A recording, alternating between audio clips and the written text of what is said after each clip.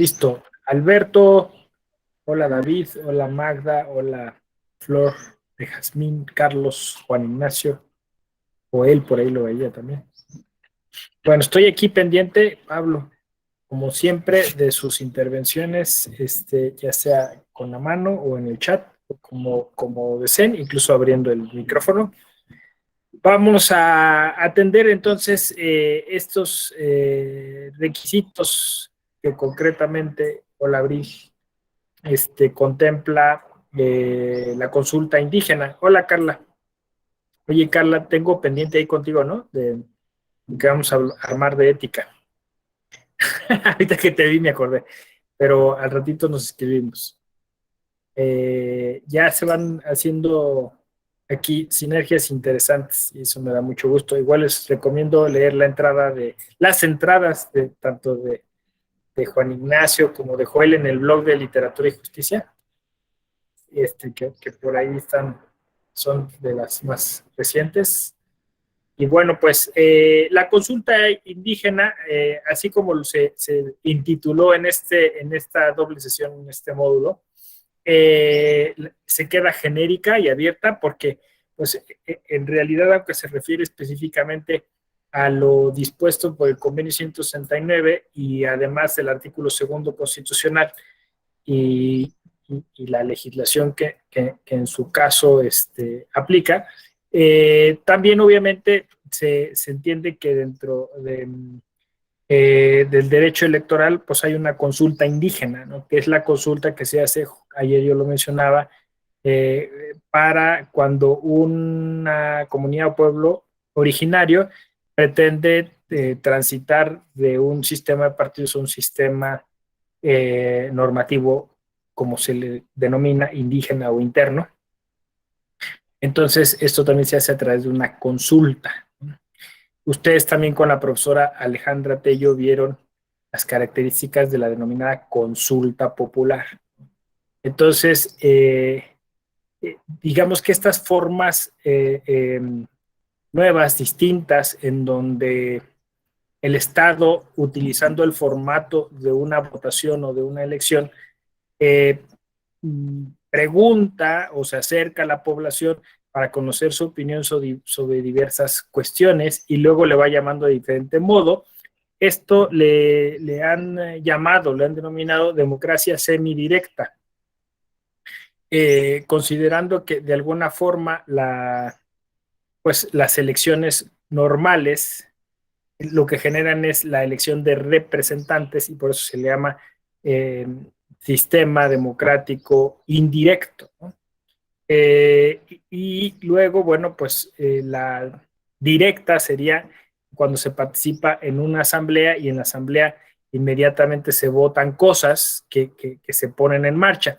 Esta democracia directa es la que básicamente se vive o se gesta en las comunidades indígenas, pero bueno, también hay otros espacios, no necesariamente del derecho electoral, donde se pueden visualizar este tipo de ejercicios, como puede ser en el derecho agrario, en el derecho laboral, en el sistema educativo, ¿no? Entonces, aquí como todo, o sea, tienen que ver un poco con el respaldo normativo que se tiene detrás o con el ordenamiento específico en el que se desarrolla cada uno de estos ejercicios, pero lo cierto es que sí quería yo hacer mención de esto porque me parece que para una escuela judicial electoral, para un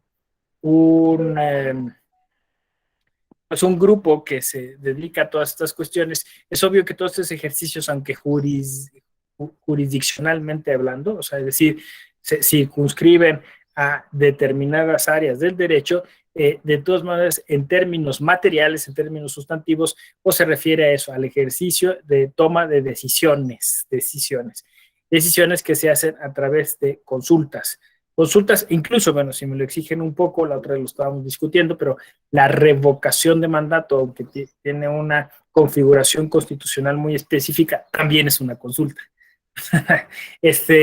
Se discuta o se polemice a propósito de su eficacia o no, pero de todas maneras es una consulta, ¿no? O sea, el ejercicio es también muy similar al que se haría en una votación. Es decir, se requiere de el consentimiento, el parecer, la opinión de un determinado sector, o en su caso, pues de toda la ciudadanía. Entonces, democracia directa, semidirecta y indirecta, ¿no? O representativa, para ser más correctos con la expresión. Entonces, bueno, dentro de estas consultas, las consultas indígenas, se entiende que son las consultas, los ejercicios que se hacen o que se realizan eh, por parte del Estado respecto de las comunidades y pueblos originarios. Eh, entonces, se circunscriben al ámbito de estas comunidades y pueblos, eh, y se ha entendido desde el convenio 169 que tenía que ver con el respeto, como ya lo mencionamos ayer, a la autonomía que en derecho internacional público de los derechos humanos se considera el eje fundamental de todos los derechos indígenas. Entonces, el reconocimiento de esta distinción, de esta diversidad cultural que en la Constitución mexicana se expresa a través del concepto de una nación pluriétnica, ¿no? O sea, apela a esta pluralidad étnica, entonces genera esta diversidad cultural que nosotros en términos académicos denominamos interculturalidad, ¿no? Interculturalidad. Ayer ya hicimos una disquisición, un debate que me parece que es fundamental en términos de teoría de la democracia, de si pues esta interculturalidad es justo un requisito fundamental para que la democracia se consolide, ¿no? Y pues yo soy de la idea de que sí. Entonces es necesario que todas las culturas que integran a un Estado, a una comunidad política, todas las culturas puedan tener un espacio para manifestar su voz y en su caso votar por algunas cuestiones que les serían pues que les involucrarían o que les llevaría justamente a tener participación plena respecto de ciertos cambios que se están contemplando dentro de la estructura estatal, ¿no?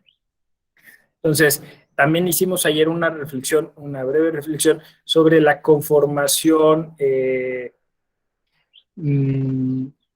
vamos a decir, univocista del Estado moderno, porque literalmente, pues el Estado, yo lo llamé ayer Estado racista, pues justo como una especie de instrumento o herramienta didáctica para poner en evidencia que en la medida en que no tengamos recogido ese consentimiento de esas otras culturas, entonces el Estado pues es monocultural, ¿no? O sea, está manifestado, está construido, está establecido en función de lo que una cultura le impone a las demás culturas. Entonces parece una contradicción incluso a nivel constitucional, porque si tú te reconoces como una nación multicultural, pluriétnica, intercultural, entonces necesitas garantizar que las demás culturas están participando de todos los procesos de toma de decisiones. Así que tomando la configuración jurídica que el convenio 169 genera de estas consultas, pues se trata de incorporar al ordenamiento constitucional en distintos ámbitos, ¿no? Ahora, aquí lo interesante es que, pues obviamente, distintas instituciones, puesto que es derecho convencional, van teniendo obligación de generar estas consultas. Creo que es aquí donde puede resultar un poco confuso o como decíamos ayer, generar una consultitis, ¿no? Lo que llaman control de convencionalidad, que alguien incluso pues, se podría aterrizar también a control de constitucionalidad vía el artículo segundo. Esto supone que entonces cualquier autoridad del Estado mexicano está obligada a reconocer esta autonomía y en su caso, si tuviera duda, pues tener que recurrir a este principio de interpretación convencional y decir, bueno, pues estoy obligado, obligada a consultar, ¿no? Decía yo que a veces se abusa de esto y se, de alguna manera, como decimos coloquialmente, las autoridades se curan en salud. Ya los consulté, ¿no? Ahí está el resultado de la consulta. Entonces, esto es lo que algunos expertos o expertas están denunciando como consultitis, este exceso de consulta. Entonces, es por eso que ustedes ven que a veces en algunas entidades federativas ya estamos quizá entrando más en el plano de la materia o los temas de este diplomado. En las entidades federativas existen o coexisten diferentes instituciones que pueden tener interés o están facultadas para atender el tema indígena. Entonces, ahí es donde justamente se pueden dar, eh, o sea, todo lo que ustedes gusten y manden. O sea, es decir, se puede dobletear la chamba, se puede dar incluso hasta conflictos, se puede dar articulaciones o sinergias muy interesantes, pero bueno, imaginemos que en algunas entidades federativas hay institutos o direcciones o secretarías, depende del caso, encargadas de asuntos indígenas. Entonces, obviamente, lo normal, pues, es que estas dependencias se encarguen de estar constantemente generando consultas para diversas cuestiones, ¿no? Son como el área natural en la que la entidad federativa descansa para realizar, sobre todo consultas que tienen que ver con legislaciones o propuestas o iniciativas legales que van a involucrar a las comunidades indígenas. Y luego, bueno, ahí es donde pues empieza o políticas públicas, o también se consultan los planes de desarrollo, Ahora, justo por la conformación de nuestro sistema federal y teniendo como también nivel mínimo de poder, como se le podría llamar, el municipio, también los municipios llegan a tener algunas de estas dependencias o direcciones o áreas y también tienen planes de desarrollo a nivel municipal que eventualmente son consultados. Entonces, ustedes, pues imagínense que esto se termina siendo una infraestructura enorme, ¿no? Tremendamente enorme. Ahora, insisto, muchas de estas cosas tienen la conformación o siguen el modelo electoral. O sea, uno podría pensar, pues al final de cuentas se basa en los principios de lo que tendría que ser la equidad de una contienda, ¿no? O sea, eh, sobre todo del lado de los votantes, ¿no? Más que de quien ejerce el voto, ¿no? Obviamente, aquí lo que se trata es de que realmente se genere la consulta y genere los insumos para poder saber cuál es la opinión de los consultados y las consultadas. Sí, Carla, adelante. ¿Sí se me escucha bien? Okay. Bueno, creo que ahorita que estamos haciendo es la reflexión de que cada... A ver, Oigo muy bajito. ¿Seré yo? ¿Ya me escuchan mejor? Ya, mejor. Ok, sí, ya me quité los audífonos. Ahorita que usted hacía la reflexión de que cada uno de los estados es diferente en la cuestión de las comunidades indígenas o el desarrollo, recordé hace más o menos, creo que en el mes de enero, hubo una tertulia por parte del tribunal de la magistrada de Chiapas, si no mal recuerdo. Y me llamó mucho la atención porque ellos nos hacían referencia que ahí en Chiapas el mecanismo o la cuestión de cómo llegan las comunidades indígenas a ser parte de los gobiernos es por medio de partidos políticos. Y es muy interesante esa parte, ¿por qué?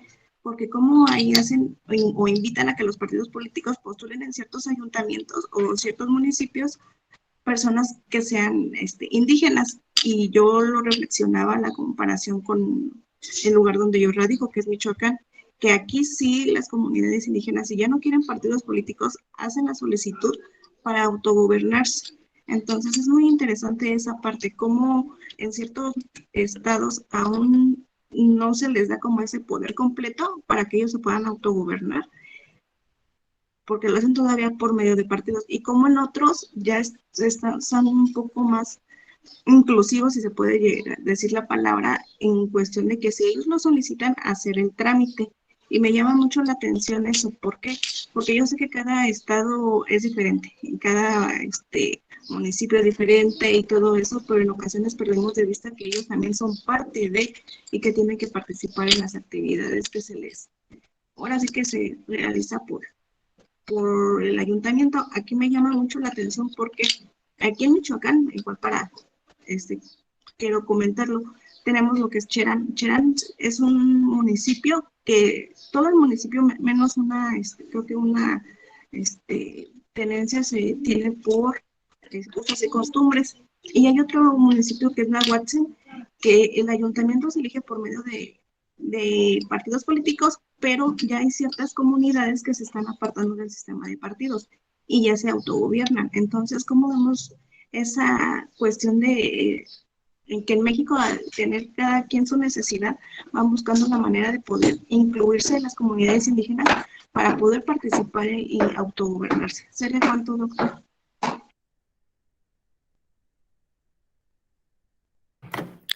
Qué bueno que participaste, Carla, porque justo era a lo que ayer me refería, ¿no? O sea, es decir, podríamos pensar muchas estrategias a nivel institucional y legal, sobre todo legal, ¿no? Y de reforma y todo eso, para tratar pues de generar una conciencia intercultural en las distintas entidades federativas donde no existe, ¿no? Pero me parece que el tema vuelve a ser el de siempre, ¿no? O sea, vuelve a ser que falta interiorizar, introyectar más la necesidad apremiante de incorporar el diálogo intercultural. No sé si me explico. O sea, es decir, yo puedo tener una ley y forzar que las cosas sucedan así, pero el problema es que no ha habido la ley porque no hay la voluntad política, ¿no? Ya lo he contado algunas veces, pero luego me toca ser tutor o estar en algunos comités de doctorado en algunas instituciones educativas del país y son varias las ocasiones en las que me he encontrado con propuestas de estudiantes, de doctorandos y doctorandas sobre utilizar la figura de la omisión legislativa para forzar a las legislaturas a generar una legislación en función de esto que estás diciendo tú, de incorporar los sistemas normativos, ¿no? Y yo siempre les digo lo mismo, es lo que estoy diciendo ahora, ¿no? ¿Y eso de qué sirve? O sea, ¿de qué serviría? O sea, porque son tesis así o sea, es una estrategia, ¿no? Muy interesante, pero no es una tesis de doctorado. El punto es, ¿por qué esa entidad federativa no ha querido legislar en ese sentido, ¿no? ¿Por qué no ha querido poner atención a sus pueblos y comunidades indígenas, ¿no? ¿Qué es lo que está sucediendo? Porque voy a decir además un dato, además, que es muy importante, ¿no? La migración. O sea, muchas entidades federativas pueden poner la excusa de decir, no, pues es que aquí no somos una entidad federativa en la que haya pueblos y comunidades indígenas, ¿no? ¿Estás seguro? O sea, ya checaste, porque la migración hace que comunidades enteras, perdón, de grupos de desplazados, sobre todo pues del sureste mexicano, lleguen a afincarse ahí y que incluso llegue a haber circunscripciones, distritos, municipios, en donde la comunidad indígena sea lo suficiente para determinar que ahí tendría que haber pues algún tipo de consideración respecto de acciones afirmativas o, en su caso, ojalá así fuera, pues considerarlas un sistema normativo, ¿no? Entonces, me parece que no habría entidad federativa que se salvara de esto, ¿no? Decir, no, nosotros nos excluimos de eso. Pero hay unas que todavía, o sea, que históricamente han sido multiculturales y que aún así no se han decidido a legislar en ese sentido, ¿no? Pienso en Michoacán, por ejemplo, ¿no? O sea, que quizás es uno de los casos más escandalosos, ¿no? Entonces, es un asunto de falta de voluntad política. A eso me refería con Estado racista, ¿no? Porque de alguna forma entonces las y los indígenas no tienen los medios idóneos para pues eso, para ejercer sus derechos en cualquiera de los sentidos y ni siquiera que se les reconozca algo que hace más de 30 años ya se les reconoció a nivel internacional. Juan Ignacio, adelante. Es que, a ver, hay un problema muy claro, el diseño institucional del país, o sea, que ni siquiera nos corresponde a esta generación, o sea, trata de hace 2 siglos, al final de cuentas, ¿no? Y estamos viendo claramente que, por ejemplo, los mayas no quieren ser los mayas de Yucatán o los mayas de Chiapas, quieren ser los mayas, ¿no? Independientemente de donde estén. Entonces, ahí hay un problema, porque ellos van en dirección de construir una nación plurinacional, o sea, no pluricultural. Entonces, ahí choca con esta visión que los fundadores de este país tuvieron de esta nación, ¿no? Entonces, ¿cómo resuelves ese conflicto, no? Sí, tienes razón. O sea, al final, el tema es que el Estado moderno nos resulta chico, ¿no? Pero desde que dices tú los fundadores de este Estado, pero o sea, al final los fundadores de este Estado fueron fundadores que tuvieron que imponer un modelo a otras culturas y a la fuerza, ¿no? Entonces, ahora nosotros que somos una generación más consciente de esa imposición y que no queremos ser, que no les queremos seguir imponiendo un modelo que no les es, pues eso, familiar, que no les es amigable, que no respeta su cultura. Nosotros que decidimos eso, entonces nos hacemos justo estas preguntas, ¿no? Como la que tú estás haciendo. ¿Qué hacemos? Parece que esa es la pregunta importante. ¿Qué hacemos? Porque efectivamente hay comunidades indígenas que dicen, pues nosotros tenemos mucho más pasado, mucha más prosapia en estos temas, incluso estábamos aquí antes de que ustedes llegaran, ¿no? Y, y entonces ustedes vinieron a cambiarnos nuestras formas de hacer las cosas, y eso es justo lo que el Convenio 169 y el Derecho Internacional Público de los Derechos Humanos reconoce, ¿no? Estas comunidades estaban antes aquí, ¿no? Entonces, ¿qué vas a hacer? Luego está el otro tema, nosotros somos comunidades nómadas o somos comunidades que se extienden más allá de la conformación territorial moderna como tú la concibes. ¿Qué vas a hacer, no? ¿Cómo lo vas a hacer? Entonces, porque además la autonomía y el derecho internacional te lo están exigiendo. ¿Cómo vas a hacer para reconocer ese tipo de autoridades? ¿Cómo vas a hacer para...? Entonces, hoy por hoy tenemos un montón de broncas porque lo que queremos hacer es ajustar esas categorías que son premodernas y distintas a nuestras categorías. Y ahí es donde la puerca tuerce el rabo. Sí, Juan Ignacio. Pero es que hay otra cosa, o sea, al final de cuentas a veces parece que se crean instrumentos internacionales solamente por convivir, y uno de ellos es este. Tienen derecho, y ahora, por ejemplo, ¿y qué hacemos con Guatemala, no? O sea, poniendo el ejemplo de los mayas, ¿cómo crece una nación entre dos estados independientes? Y además, ¿cómo sanas esa herida que queda abierta? Porque, pues, Chiapas se la quita México a Guatemala, ¿no? Y entonces, este tipo de situaciones ahora, ¿cómo nos vamos a resolver algo que el derecho internacional exige, pero el derecho internacional exige, es tu bronca, ¿no? ¿Y qué elementos me vas a dar? O sea, tú me estás exigiendo algo, pero pues dame elementos. No, no, no, tú búscalos. Ahí tenemos un problema, ¿no? Sí, justo eso. O sea, ese es el tema de la interculturalidad, ¿no? O sea, ¿cómo nos ponemos de acuerdo? O sea, ¿cómo nos ponemos de acuerdo? Porque, no sé, pero yo tengo la sensación de que lo que tenemos es insuficiente, de que lo que tenemos no satisface o sea, a las personas, ¿no? O sea, pienso, por ejemplo, en las cuotas, ¿no? O en los porcentajes, o en estas acciones afirmativas donde pues tienes que decidir si eres indígena o si tienes una discapacidad o si vas como mujer o si vas por una preferencia sexual distinta, ¿no? O sea, como si, o sea, siento que es como entrar en cálculos y es como pues estar así haciendo cuentas y a mí eso no me tiene tan tranquilo, ¿no? Entonces, y claro, ajustarte a que estamos siempre discutiendo la redistritación, ¿no? O sea, y aquí entran, aquí no entran, o sea, cómo se van a representar. Eso es un rollo, pero siento que quizá lo que tengamos que hacer es buscar nuevas fórmulas, mucho más arriesgadas y mucho más empáticas, simbióticas, no sé cómo llamarles, ¿no? David, Antonio, adelante. Hola, gracias, buenos días, ¿me escuchan? Fuerte y claro. Gracias, gracias. Sí, bueno, a raíz de los comentarios que hizo por el convenio 169 de la OIT, me puse pues ahorita como que consultarlo rápido y me llamó la atención que los países que lo suscribieron es un puñado de países y que casi todos son del continente americano.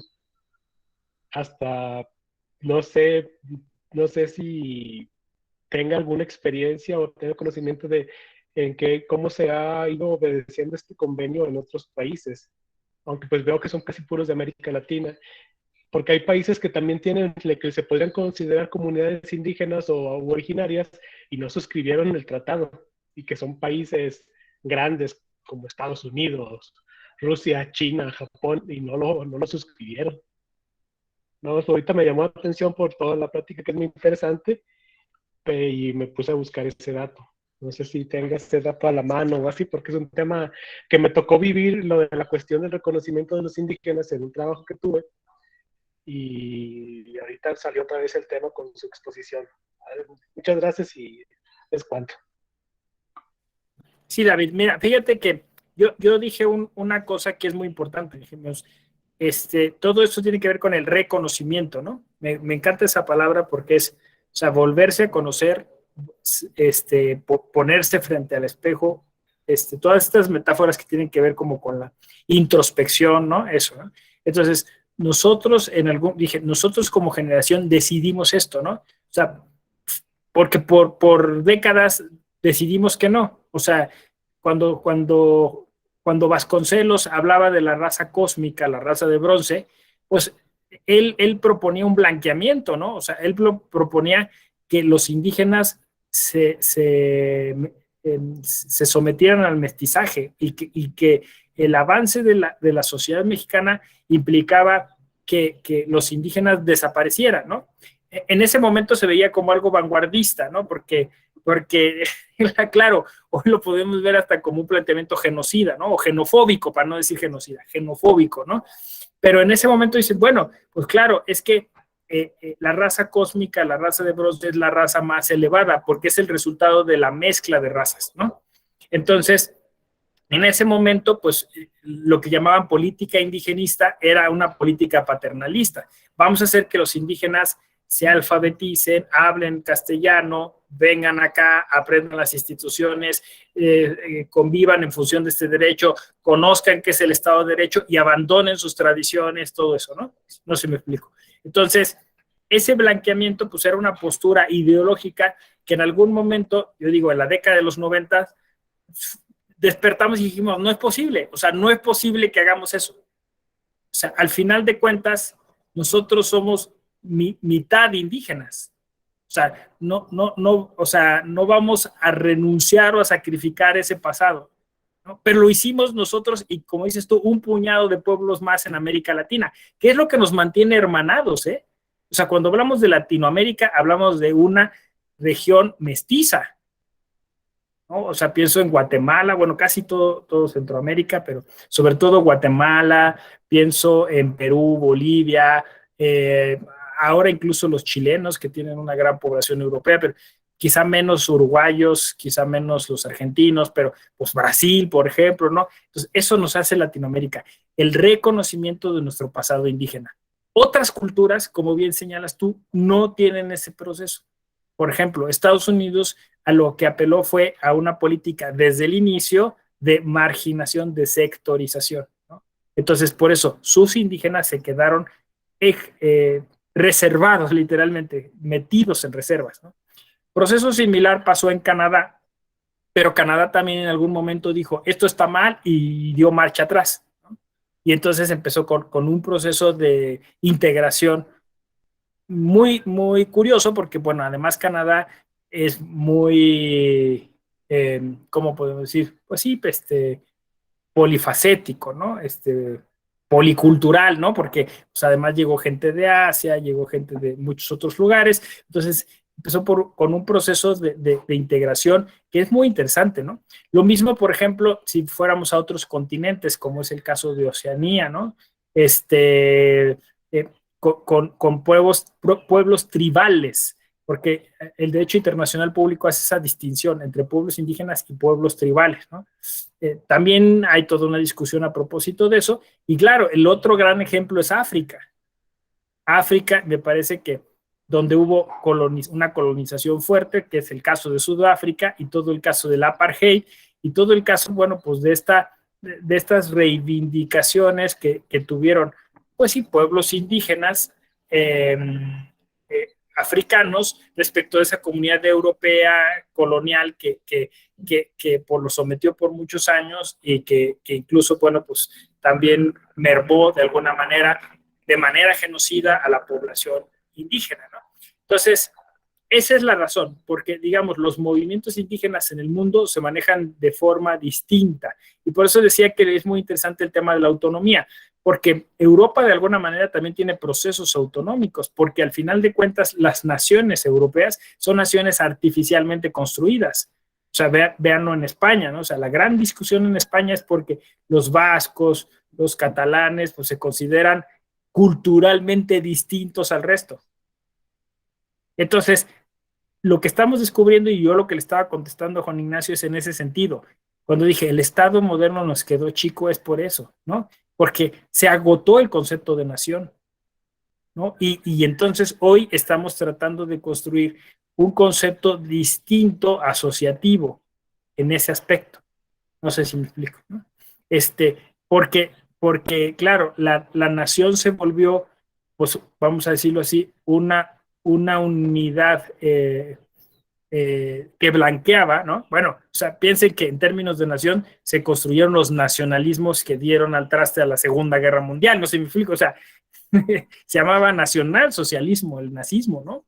Porque lo que pretendía era una raza única, una raza superior, una etnia superior que se impusiera a la otra. Todo esto nos tiene hoy aquí, tratando de respetar, conocer y reconocernos nosotros como, no como la raza superior, como lo había dicho Vasconcelos, sino como la mezcla de razas, ¿sí? Y yo ponía el ejemplo, a ver, lo voy a poner otra vez. No, es que si ya lo escucharon, discúlpenme, pero me parece, lo he venido utilizando constantemente y me parece que puede ser eficaz. Es como si yo los invitara a mi casa y ustedes llegaran a mi casa y vieran que solo tengo fotos de mi padre, ¿no? Y entonces yo les dije, pues aquí está mi padre que fue tal profesión, mi padre aquí, donde me enseñó a jugar fútbol, mi padre aquí, mi padre allá, aquí esta es la habitación donde dormía mi padre, ¿no? Todo mi padre, y que alguien me dijera, oye, ¿y tu mamá? ¿Por qué no tienes fotos de tu mamá? Pues no me interesa, no sé ni quién fue mi mamá, ¿no? No tengo ni idea, no tengo fotos de ella, no me interesa nada. ¿Sabes? De mi padre lo sé absolutamente todo, de mi madre no sé nada, ni me interesa. La gran pregunta es, ¿por qué, no? Porque al final de cuentas soy el resultado de esa conjunción, ¿no? Es lo que nos pasa con nuestro pasado indígena, ¿no? O sea, la parte europea podemos decir todo, ¿no? O sea, más podemos remitirnos hasta el pasado grecorromano, podemos dar detalles de todo, y de nuestro pasado indígena no sabemos casi nada. Juan Ignacio, ibas a decir algo, luego te arrepentiste. Ya pasó el tiempo, ya no tenía sentido.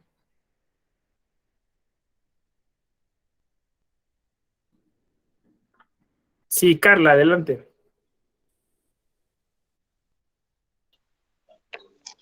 Gracias, doctor. Bueno, creo que ahorita que hacía referencia a lo que comentó David, en ocasiones, como usted bien hace rato lo mencionaba, podemos llegar a pensar, ¿no? ¿Cómo nos podemos, por qué ciertos países sí firmaron, en ciertos no? Pero yo creo que, o yo siempre he pensado, en ocasiones siempre le queremos aventar la bolita de estas situaciones o de una no adecuada inclusión a las comunidades indígenas al gobierno, a las leyes o algo así, ¿no? Y yo siempre he reflexionado, creo que el principal problema que tenemos en el país o en el mundo, yo creo, es la sociedad. En ocasiones ya vemos que está tan superficial que se fija más en otras cosas que lo que es verdaderamente importante. Entonces yo siempre soy como que de la reflexión, nosotros estamos dispuestos a hacer para incluir a las comunidades indígenas. Como usted bien lo refirió hace rato, ¿no? Todos venimos todos traemos sangre indígena, tal vez unos más mezclados que otros, pero todos tenemos ahora sí que ancestros, o no creo que haya un español puro, un italiano puro aquí en el grupo, ¿no? Yo siempre hago referencia a eso, ¿no? Todos tenemos sangre indígena, ya sea azteca, maya, purépecha, otomí, de todo, ¿no? Entonces, en ocasiones perdemos el enfoque de que nosotros también somos de esa parte. En el diplomado, el mecanismo de participación ciudadana, donde también tocamos ese tema, usted bien lo comentaba, ¿no? En ocasiones no nos vamos al origen de conocer sus necesidades y nos sentimos superiores.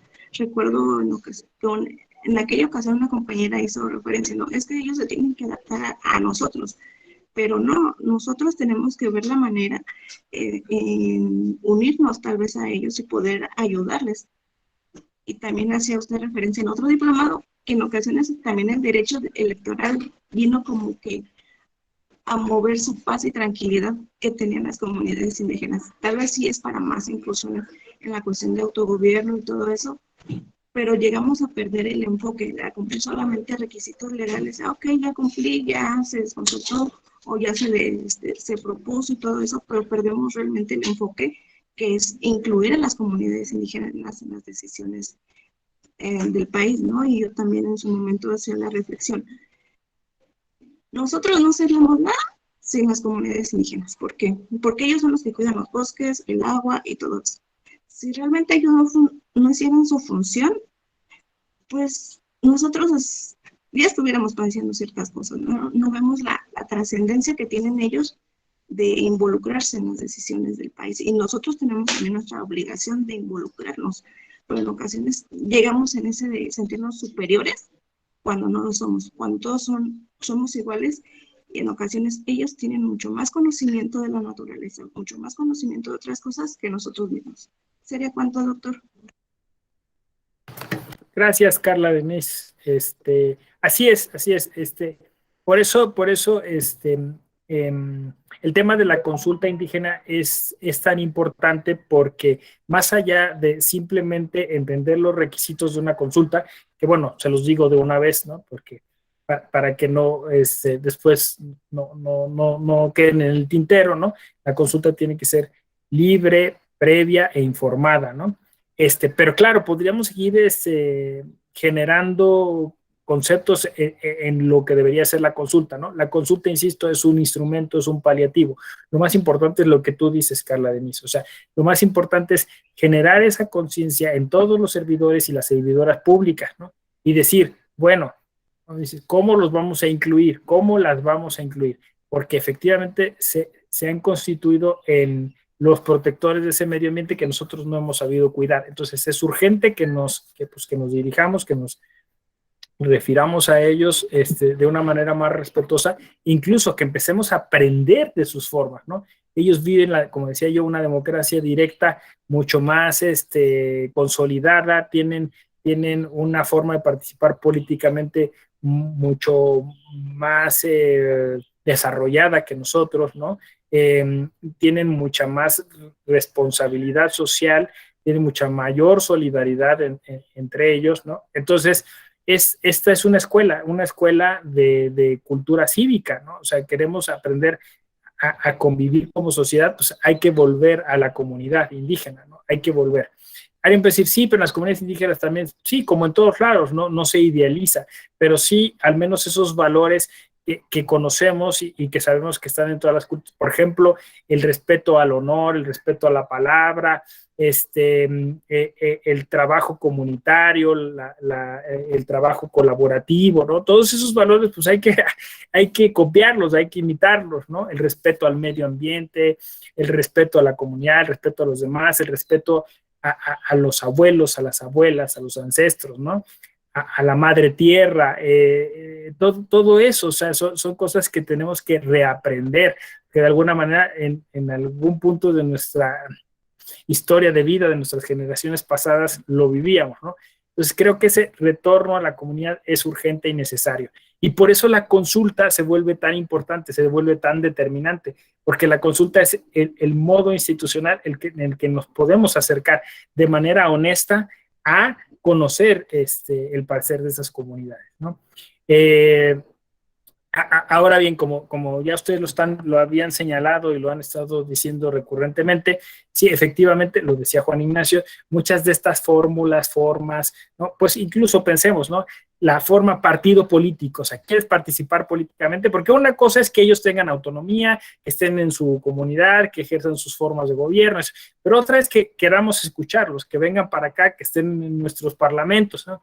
Y cuando eso sucede, se tienen que adecuar, como dijiste tú, Carla, ¿no? Se tienen que transformar, ¿no? Se tienen que blanquear y tienen que entrar a un partido político. Y ya ahí valió queso, ¿no? O sea, porque desgraciadamente el problema es que los partidos políticos despersonalizan, o sea, es decir, se pierde la identidad, se pierde la cuestión que los hace ser indígenas, ¿no?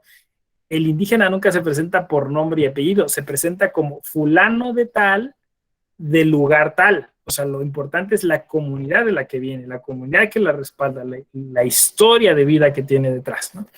Entonces, pienso, por ejemplo, en el caso de Marichuy, ¿no? Marichuy se presenta como vocera, ¿no? O sea, en el dado y remotísimo caso que Marichuy hubiera sido candidata independiente y hubiera estado en la boleta electoral y hubiera ganado, no ganaba ella como presidenta de México, ¿no? Hubiera ganado como vocera, es decir, que hubiera habido un consejo de gobierno detrás de ella para gobernar. Una cosa interesante, alucinante si uno lo piensa, porque volvemos a lo que nos decía Juan Ignacio, ¿no? O sea, nuestra estructura es individualista, o sea, es más, nosotros tenemos como este culto a la imagen, o sea, el que esté ahí tiene que ser, pues, así, pues eso, el máximo jerarca de nuestro, cuando los indígenas piensan en colectivo.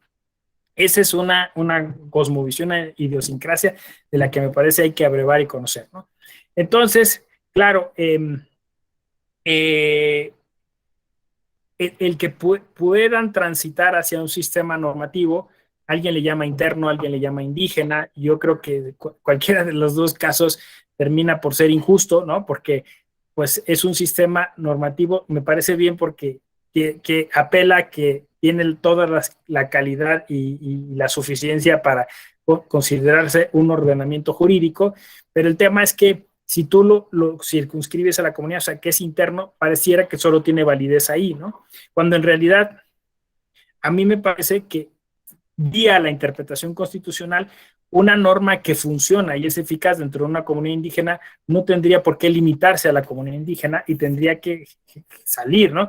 Digo, les va a parecer exótico, pero a mí me parece que existe una jurisprudencia indígena, o sea, es decir, hay una forma en la que los tribunales comunitarios resuelven cosas que pudiera ser fuente del derecho constitucional mexicano, porque el 2 no lo limita, o sea, es decir, todo el derecho que se genera en una comunidad indígena es derecho de índole constitucional.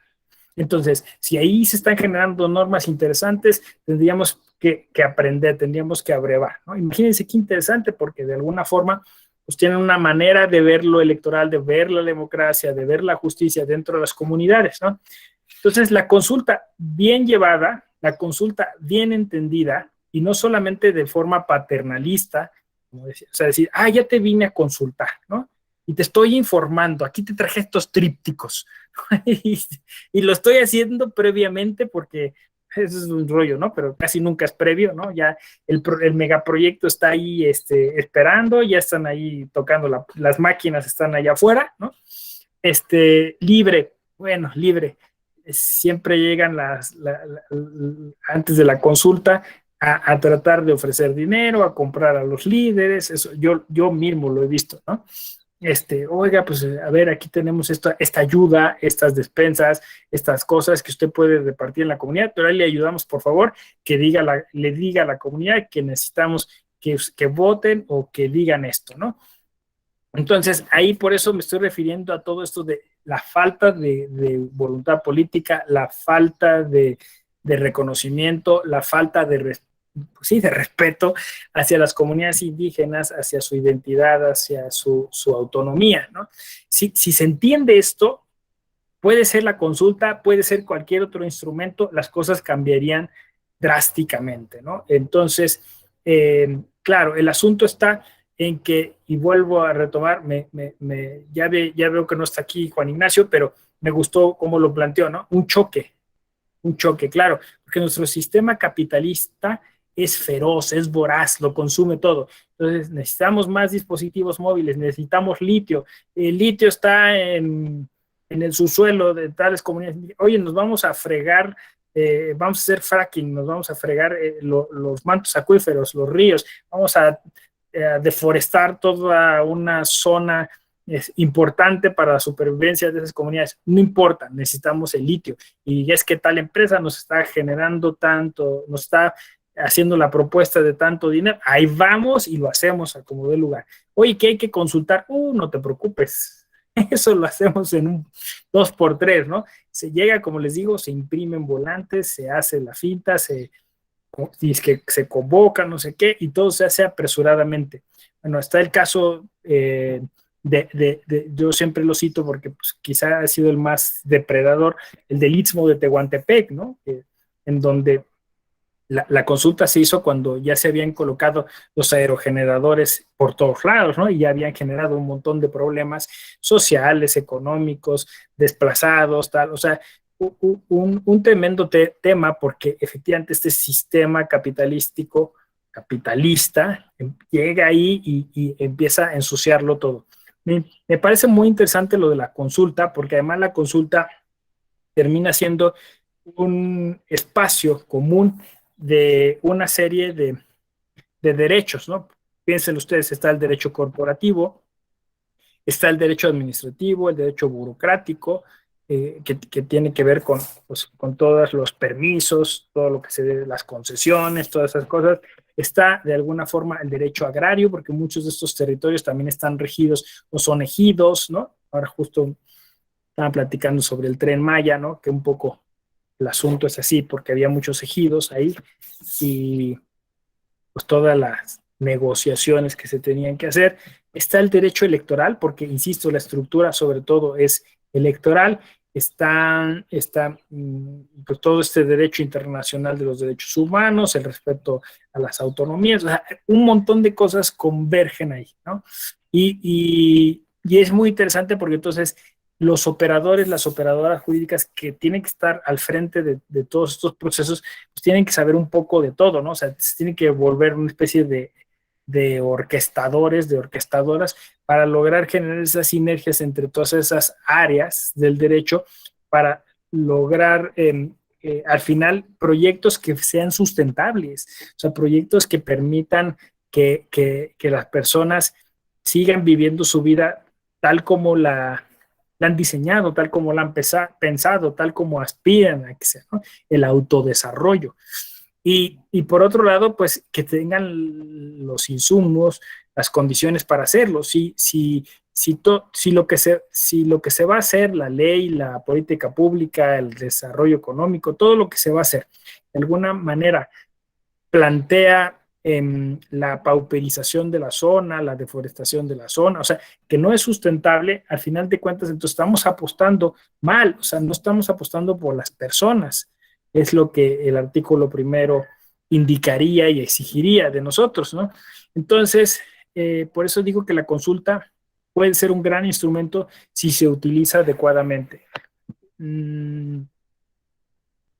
Estamos como ¿cómo diría yo? Pues como con mucha irregularidad, ese sería el concepto, ¿no? A nivel nacional.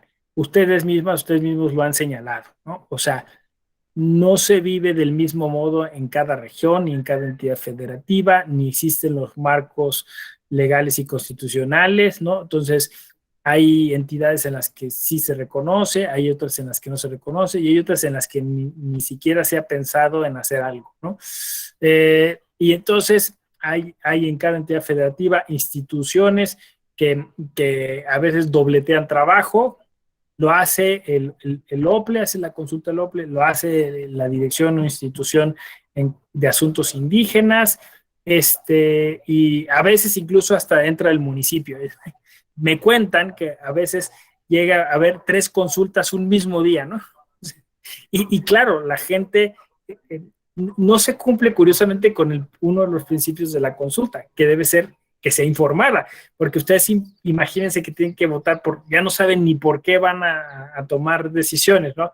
Entonces, por ahí comentábamos justamente, creo que es donde coincidimos, Carla, Denise, que comentábamos que quizás se tendría que hacer, pues, espaciadas, o coordinadas o de manera articulada, pues para no generar esta desinformación en las personas que son consultadas, ¿no?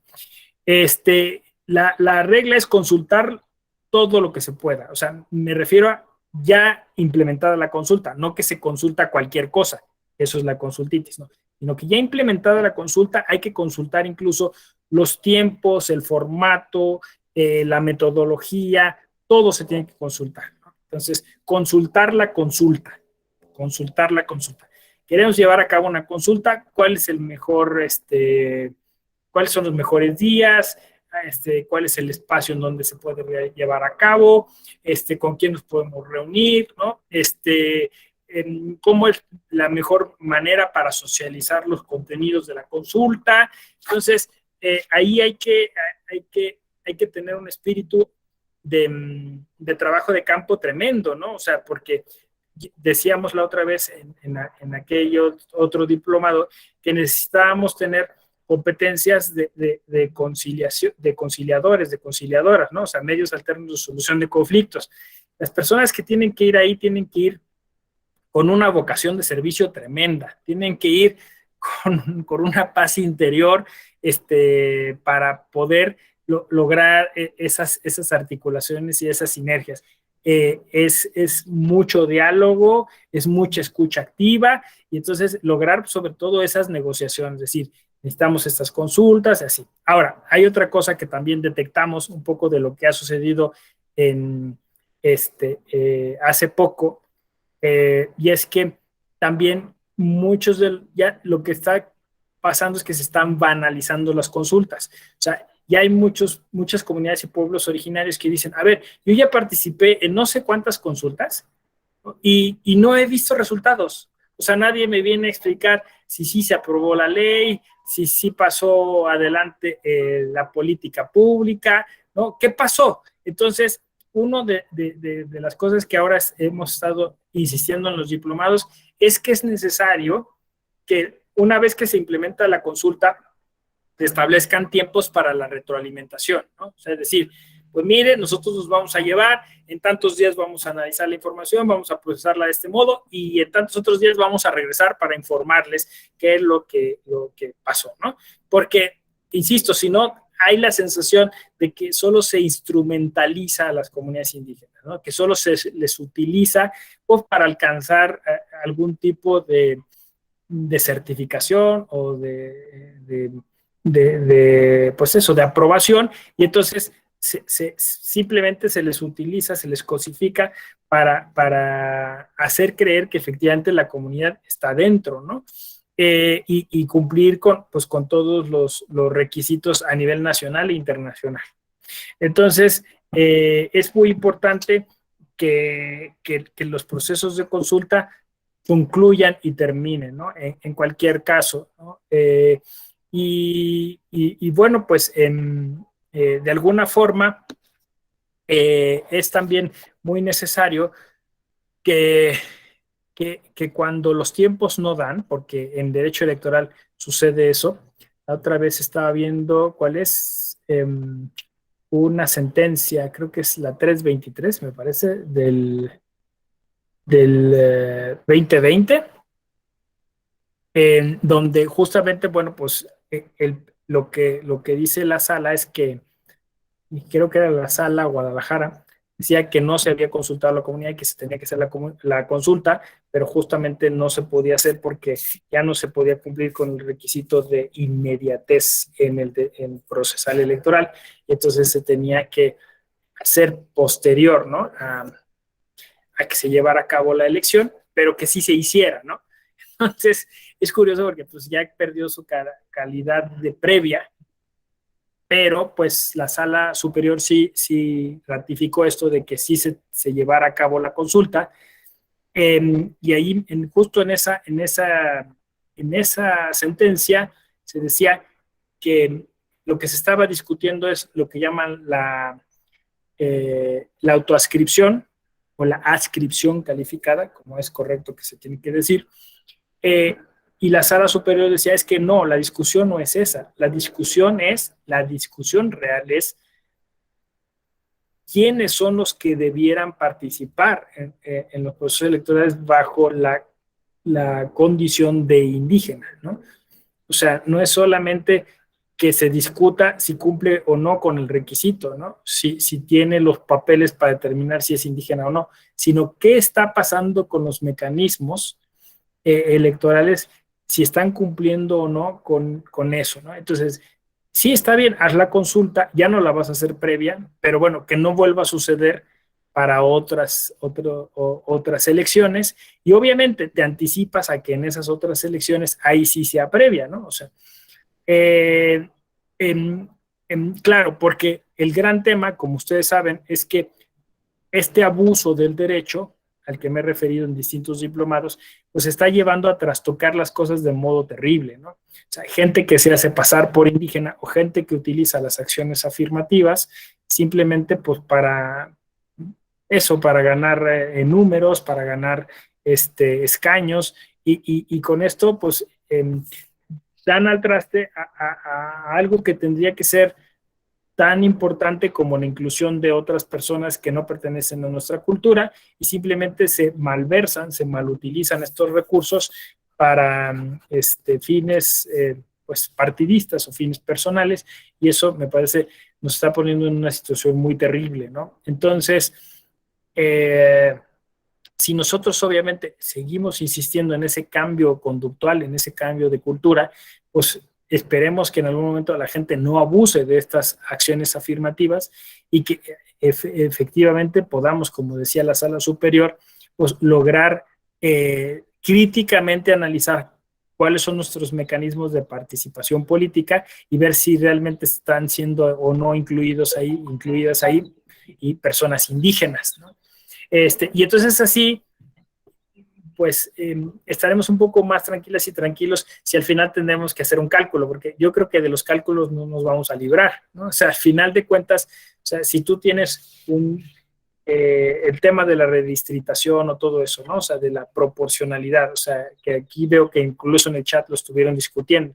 O sea, es decir, si hay un porcentaje, un sector de tal cultura o de tales grupos que tiene que estar representado proporcionalmente en el Congreso local, bueno, pues cómo tienes que hacer esos mecanismos, ¿no? O sea, cómo tienes que hacer para que efectivamente se vea representado el porcentaje que tiene que estar ahí. Yo soy de la idea que en algún momento sean tales las oportunidades y sean tales los espacios que lleguen las personas que tengan que llegar, ¿no? Y que entonces, claro, cuando efectivamente veamos que hay un grupo, un sector que no está llegando por alguna situación, pues sí, entonces generemos la acción afirmativa conducente para hacerlo, ¿no? Hay otro tema que me parece podría estar como aquí de manera adyacente perfilado, ¿no? Se ha discutido mucho si esas acciones afirmativas tendrían que aplicar también para la conformación de los organismos electorales locales, ¿no? Ese tema es interesante, ¿no? O sea, al final de cuentas, también se discute mucho si pues toda la burocracia que de alguna forma permite todos estos procesos, pues no tiene, digamos, esa sensibilidad o esa perspectiva intercultural específica, porque por no pertenecer al grupo al cual se debe incluir, tendríamos que generar mecanismos también para que dentro de ese servicio público, ¿no? Pudiera también haber mecanismos para incluir, ¿no? A personas de estos otros grupos. Me parece que es una discusión válida porque nos lleva otra vez al tema de los roles y de las oportunidades y de los privilegios y de los espacios, porque quizá, por ejemplo, en esta clase no tenemos a personas indígenas, ¿no? O sea, como yo lo dije al inicio, ¿no? O sea, sería lo ideal y lo deseable, pues que aquí hubiera compañeras y compañeros de pueblos y comunidades indígenas. A veces hay, a lo mejor yo me equivoco y en esta ocasión también hay, y entonces pues hacen valer su voz y entonces es justo lo que necesitamos, un concierto de voces.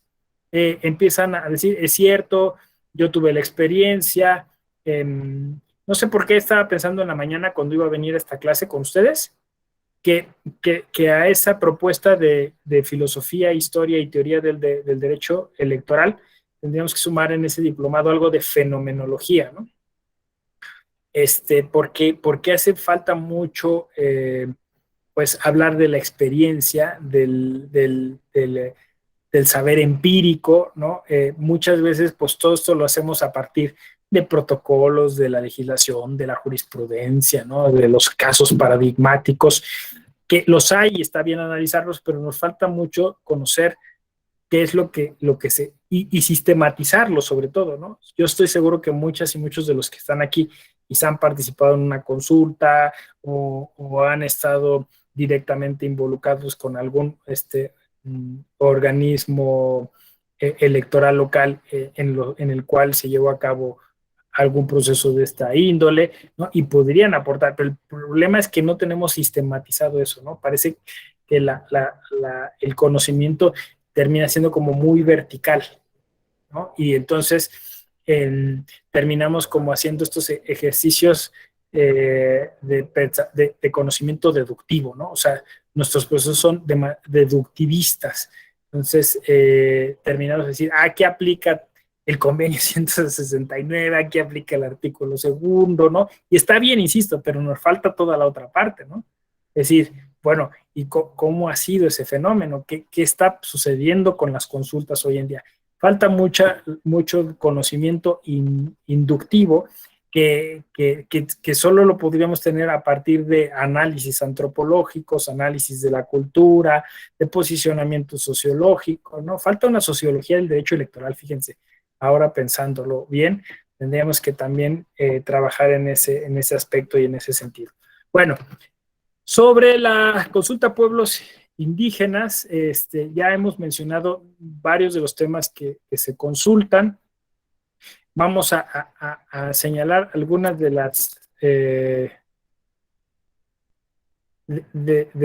las características que debieran tener las consultas, ¿no?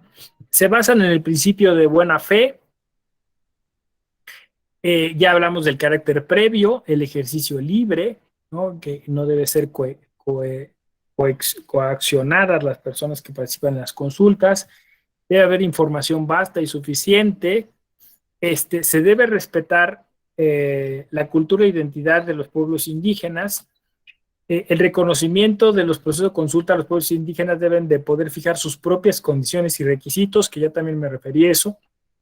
Exigir que el proyecto se ajuste a su concepción de desarrollo, que puedan plantearse alternativas, eso también es importante, porque a veces ya viene todo planchado, ya nada más pues se hace como el acto así de simulación de ir a dar la consulta, cuando en realidad tendrían que abrirse, o sea, tendrían que irse a dar opciones, ¿no? Respetar la forma en la que se generan consensos en la comunidad que es consultada, respetar la forma de desarrollar sus argumentos y la importancia de los símbolos e imágenes a través de las cuales reflejan sus posiciones. Por eso decía yo que tiene que tener una vocación antropológica, ¿no? Porque muchas veces la forma en la que las comunidades indígenas se comunican con nosotros no necesariamente es lineal o es como nosotros lo hacemos a través de un lenguaje directo, sino es un lenguaje alegórico, se utilizan muchas metáforas, ¿no? Entonces hay que respetar estas formas narrativas, respetar los tiempos y los ritmos que marcan sus propios procesos, y ya también lo decía, a veces van las autoridades a hacer las consultas corriendo, ¿no? Tenemos tantos días o tantas horas, se tiene que llevar a cabo, y a veces la gente se tiene que trasladar de lugares muy, muy remotos, y entonces empiezan a llegar apenas a una hora, y en el transcurso de las siguientes horas pues se van acomodando para poder llevar a cabo los procesos de consulta, y luego bueno, las autoridades van con prisas. Entonces eso nunca resulta bien, ¿no? Por ahí comentábamos justo en el otro diplomado que a veces pues se tiene que tener en cuenta esto, porque obviamente pues la gente que hace la consulta está sujeta a un horario, también tiene familia, tiene que trasladarse, tiene que hacer cosas. Entonces, pues hacer un plan que sea razonable para que la gente pueda trasladarse y lograr generar estas consultas de manera respetuosa sin estar carrereando a la gente, ¿no? La obtención del conocimiento libre, previo, informado, de acuerdo con sus costumbres y tradiciones, ¿no?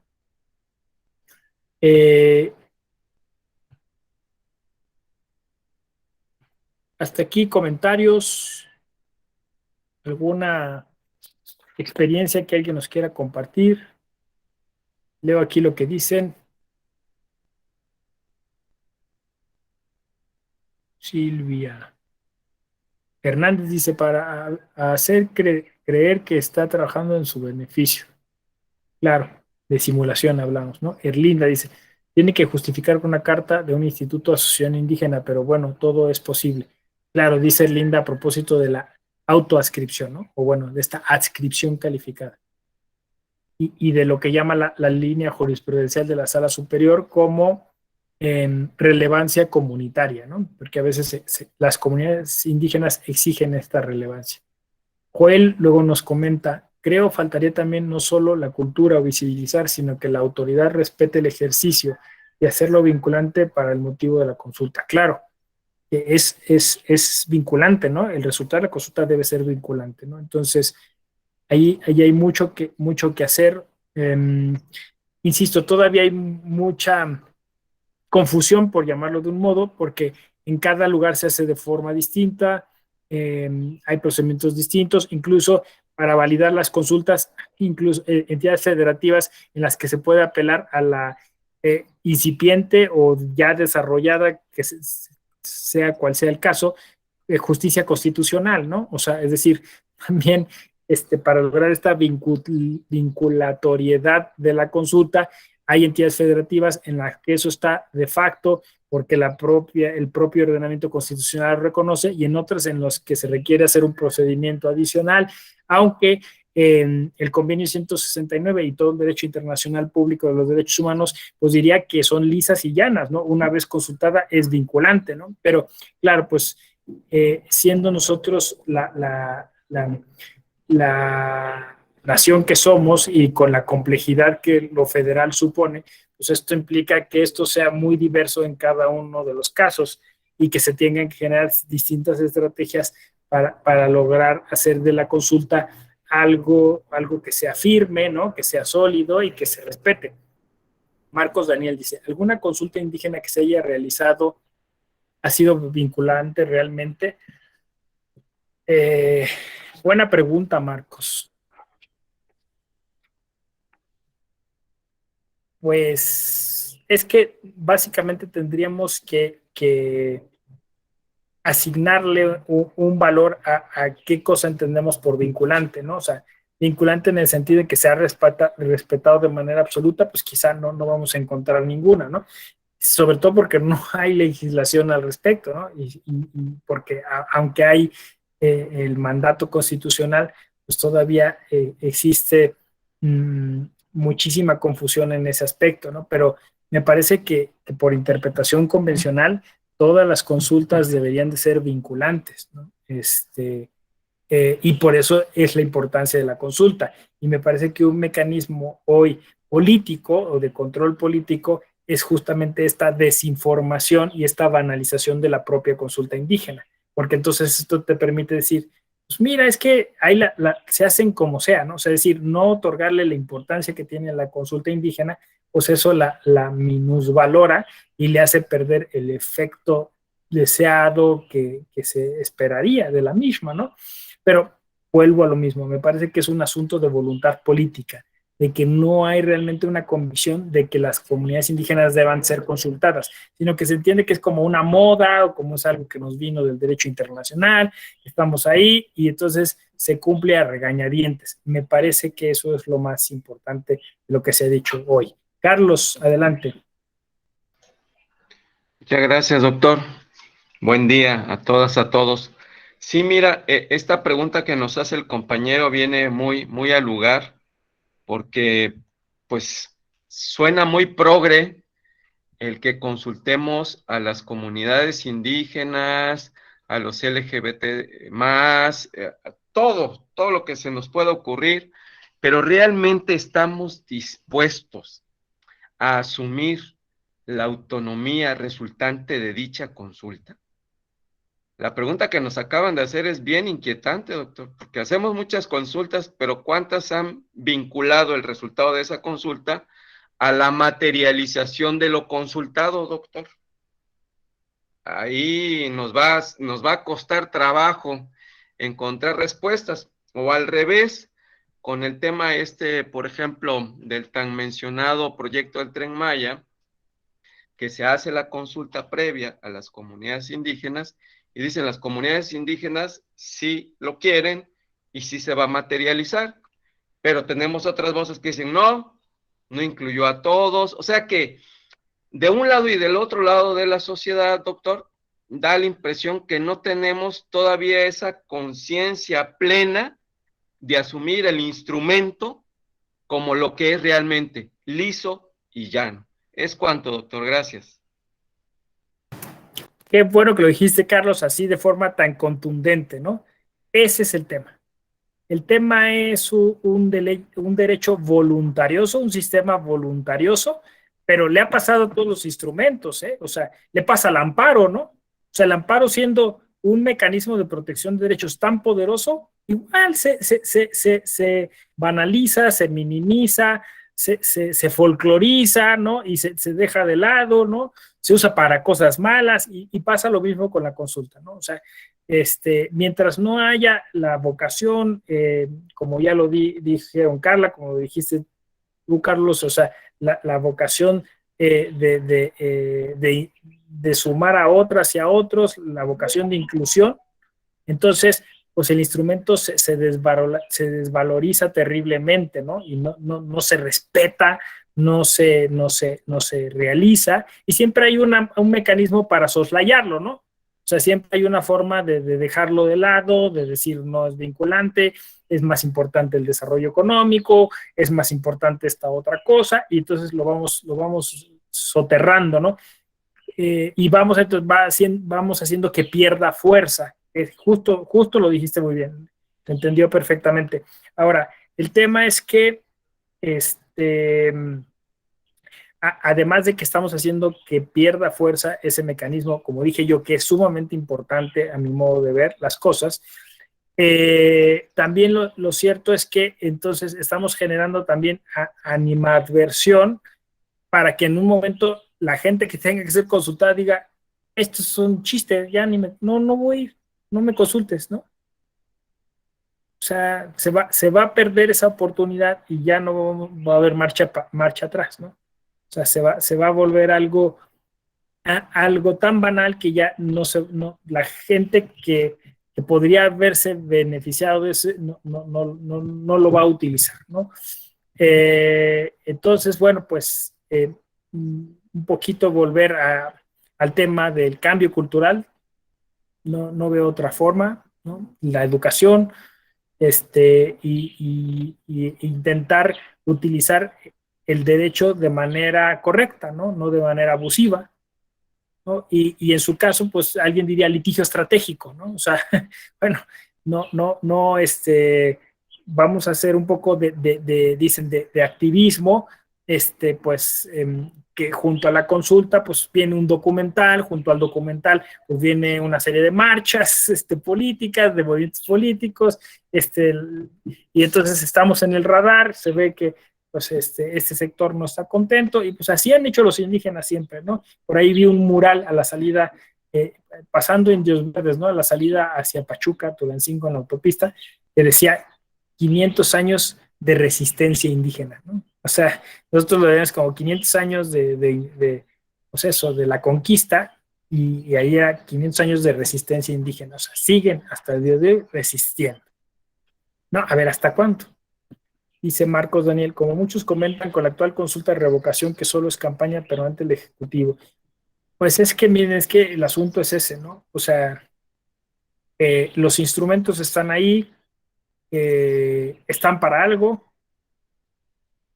y después pues ya quien los echa a andar, quien los pone a funcionar, pues puede darle cualquier otro giro, otro sesgo y que no tenga que ser necesariamente con el bien común, y bueno, pues es donde empiezan los predicamentos. Muy bien, bueno, ¿alguien más?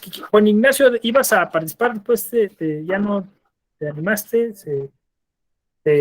Ahora sí que te doy el espacio si lo necesitas, ¿no? Bueno, pues muchas gracias por estar esta doble sesión, estas 2 mañanas, mañana tarde, como dicen, este mediodía. Fue muy agradable, les agradezco muchísimo, les deseo una feliz tarde y nos seguimos viendo en los diferentes espacios que la Escuela Judicial Electoral va generando para ustedes y en las redes sociales. Cuídense mucho, gracias de nuevo. Gracias, doctor, un abrazo. Muchas gracias, Hasta doctor. luego. Siempre muy interesante. Cuídense Gracias. mucho. Gracias. Hasta Gracias, la doctor. próxima.